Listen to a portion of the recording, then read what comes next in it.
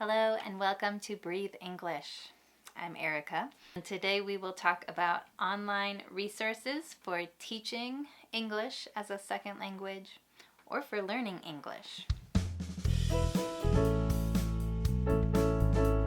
I want to share some of my favorite resources that I use all the time. We'll look at resources for vocabulary and grammar, reading, listening, speaking and pronunciation, and games. Okay, so let's hop into the computer. All right, ELL Collective is a website, a free website. That's why you will see a lot of ads if you are looking at the free version. So come here and make sure it is on English. And you can just search. My class now, we are working on body parts. So let's see what they have. Okay, body parts. We have these worksheets. And on this one, you'll see how many downloads they've had. So the top downloads will be up here. I'm going to look at this one because we are also learning have and has. Click here. All right, we've got aliens. So it looks like we're practicing using present tense have and also identifying body parts. In this case on aliens, so that's kind of fun. So if I think, yeah, this could work for my students, I can go down here to download. Oh, and they are going to ask me to register. I'm a returning user, so I'll just log in. Registering is really easy. I have long ago forgot my password, so I just go through Facebook, or you could do Google. All right, and so I'm logged in, so I download it. They're asking me for money or to get the no ad version, which I'm gonna skip today, so I just download. And there it is, I have the alien handout. This site is really good for vocabulary, grammar work. Be careful, a lot of them are British version English, and I think some of them, non-native speakers make them, so just read through them before you give them to your student or before you use them.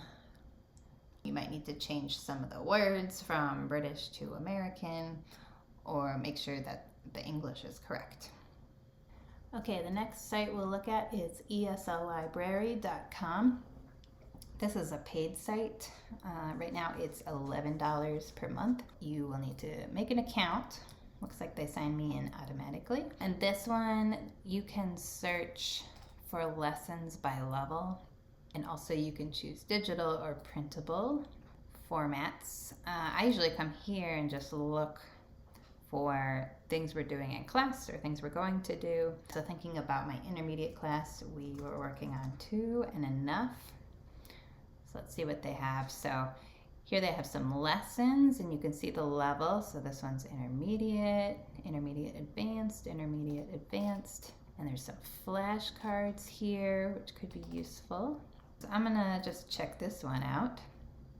Okay, and it tells you a little bit about the lesson and you can choose your format.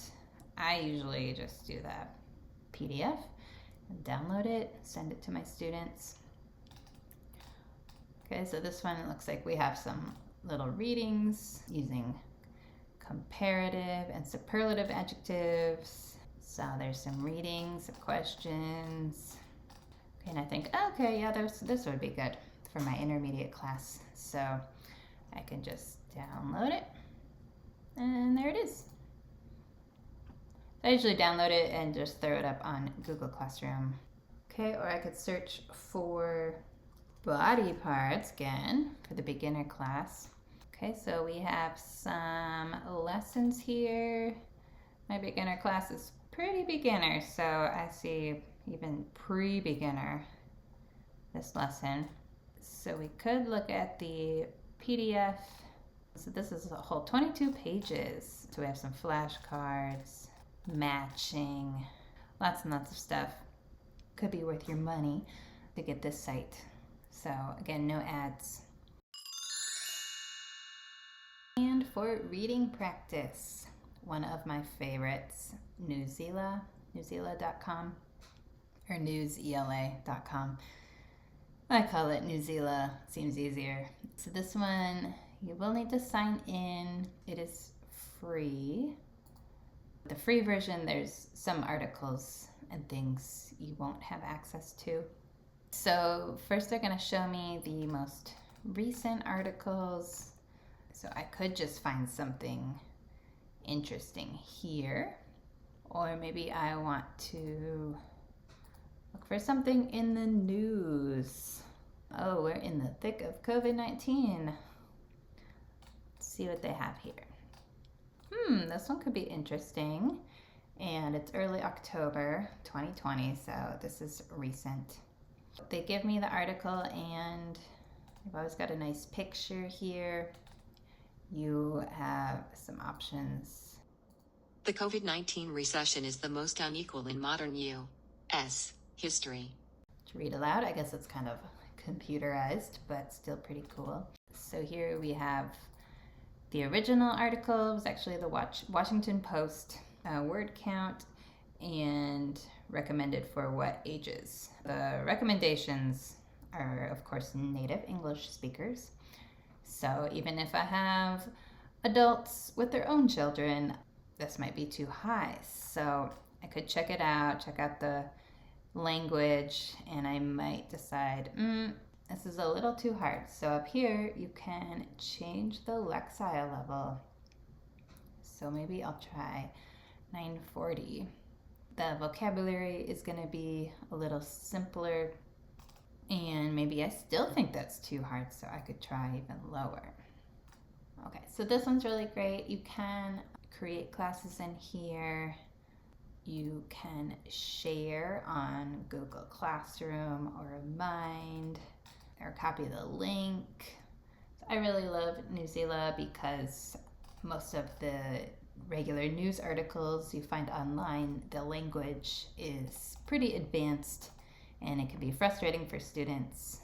But if you have older students or adults, they do really appreciate real articles about current events.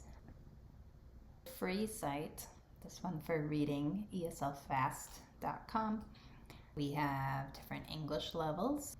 For beginners, I want to check out level 1, see what this looks like. Morning. Definitely level 1, really short. Okay, and if you're a student, you can press play to listen to it. He wakes up. He sees the sun rise. He brushes his teeth. His teeth are white. He puts on his clothes. Very cool. Okay, so after you read or listen to it, we've got vocabulary. Okay, so if you click on it, it takes you to Cambridge Dictionary. Okay, so we have all the vocabulary, little clothes exercise. He wakes up, he sees the sun. I don't remember this word. Give me a hint. Oh, he sees the sun rise. Okay, I wrote in all the words and I checked them. Ooh, 88%.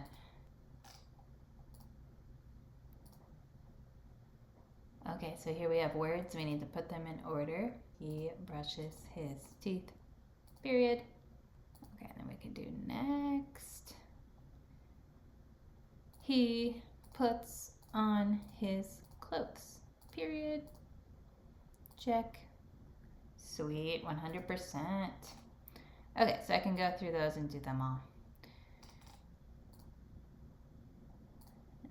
Dictation, let's see. So this dictation will listen and write. He puts on his clothes.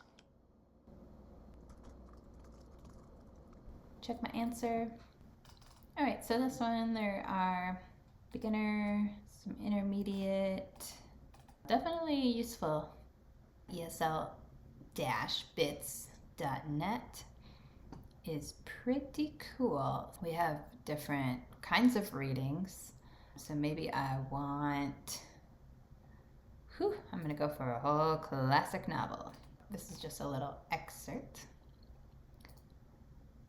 Okay, so I can go here, chapter 1. Okay, we've got our whole book here.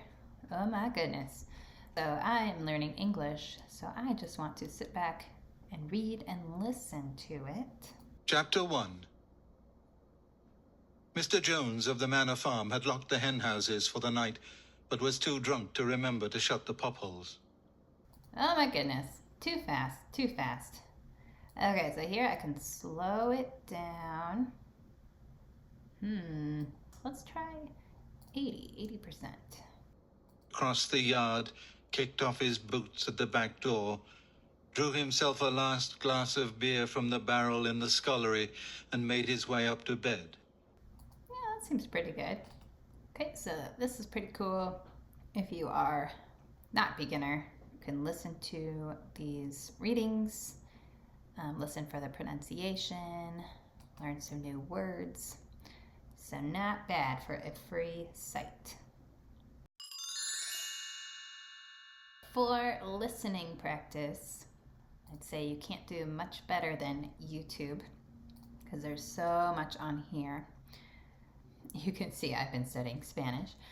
So let's say I would like to practice superlatives. So I usually write in the topic and also write ESL. I'll search for a video that looks like it's the right level and it'll be useful. Let's try Teacher Daniel.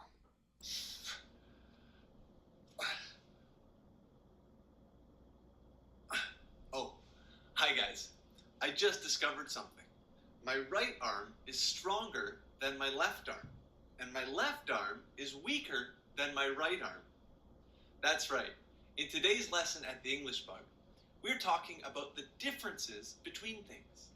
And to talk about differences, we need to understand comparatives and superlatives. Okay, so maybe I want to try Teacher Daniel, but I think he's talking a little fast. So I can go here and go to playback speed. So here's normal, and if I want it slower, I would choose something like that. Let's see. And superlatives. Let's start with comparatives. We use comparatives when we compare two things. That's a nice speed. And maybe I want closed captioning so I can see the words written out. So YouTube, you can find almost anything. Some of it's really great. Some of it is not so helpful. So you kind of need to dig through. And you'll probably find some channels you like, you can rely on. For listening practice, EnglishClub.com. We're in the listen and learn section. We've got stories. So maybe I'm interested in Peter Pan. Great, so we have some pre-listening vocabulary. And here is the reading with some gaps in here. So I can press play. Peter Pan. Peter Pan is a classic children's story written by Scottish author J.M. Barrie. Okay, so I can listen for those missing words. And then we have some comprehension questions. I didn't read it all, so I'm not going to get these right. There's also some writing prompts. And then here's the whole transcript with the missing words. So that's pretty cool. They have a podcast, lots of different topics. Okay, and for more listening, we have Cambridge English. So here we're on listening and warning. This will be British English. So just heads up. So we have different levels. Oh my gosh, I need to work on understanding voicemails. Okay, so I click on this, press start. Hello, Sarah. This is just to let you know that your 4:30 viewing has been pushed back to 5 o'clock. Hope this new time is good for you.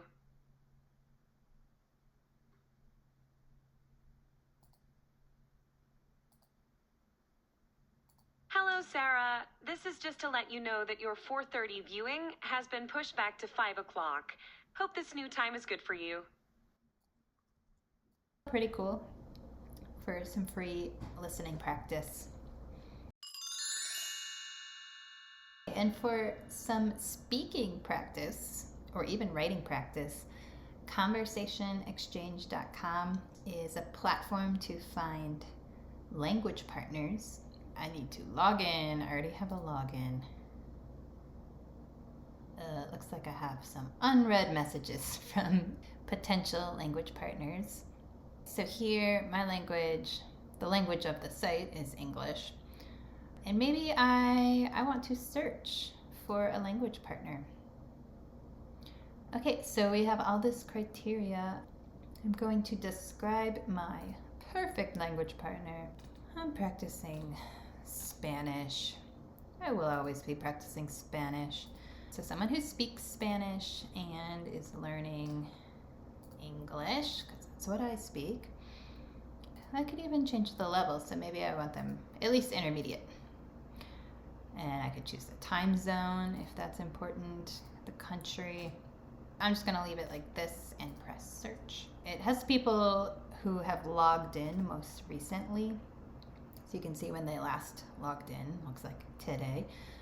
And there's no pictures of anyone, there's no email, no phone number. It's all through this site. So you can see some basic information about them, the languages they are practicing, what kind of exchange they're looking for, and then they have a little description of themselves. So I could find someone I may be interested in. So maybe Irene. She is from Valencia, which I have visited. She's around my age. So I could go here. I could look at her profile here. Okay, and I could write a little message to her. Blah, blah, blah, blah, blah. Introduce myself, ask her if she would like to correspond so she can practice English and I can practice Spanish. And then I would send my message. So people will either write you messages here or there's these pending requests. So kind of two ways people can ask you if you would like to correspond. Pretty cool. You can choose to write through email, through video chat, texting, whatever you feel safe and comfortable doing. A website to help you practice pronunciation is pronuncian.com. I really like minimal pairs. So I have all of these sounds here. Maybe we need to work on the short I. So we have the word here, two words, so we're comparing these two where only one of the sounds is different. I'll. Ill. Dime. Dim. So you or your students can go through, listen to, practice these minimal pairs to hear the difference in pronunciation. So we have general lessons. Maybe I want introduction to vowels. So what are vowel sounds, categories of vowels, long vowels, short vowels, other vowels. So yeah, I would definitely use this site. Lots of free material to practice. It's like American English sounds. It's a website for games. So you could choose fast vocabulary. Maybe I want computer vocabulary. Switch. Mouse. Light bulb. Satellite dish. Phone. Camera. Okay, so it looks like there's a bunch of different games. And this is all free, so that's pretty cool. One way you can try to play a board game remotely. So I have this parts of the body little board game. I have made some little markers with my students' names. To do that, and I'm in preview, I just go to the shapes. I could write my name. Maybe I want to play too. If I want to change the color. Okay, and then you can move them around, pretend, they're board pieces. And then to play, I have gone to Google and just search for dice roller. You get this little dice. So I could choose, I think automatically it's on the 6. You could go lower. Oh, sorry. Oh, my goodness. Too many. I don't want those. Okay, so I'm just going to use the 1 die. So maybe I will say Rachel's going first. So I just click roll. She gets 4, so then I can move her 1, 2, 3, 4. Okay, and this is for my beginner class, so they're just looking at the picture and then saying what the word is. That is one way to play a game remotely. I hope you found this video helpful. Click subscribe if you would like more videos, and take care. We'll see you next time.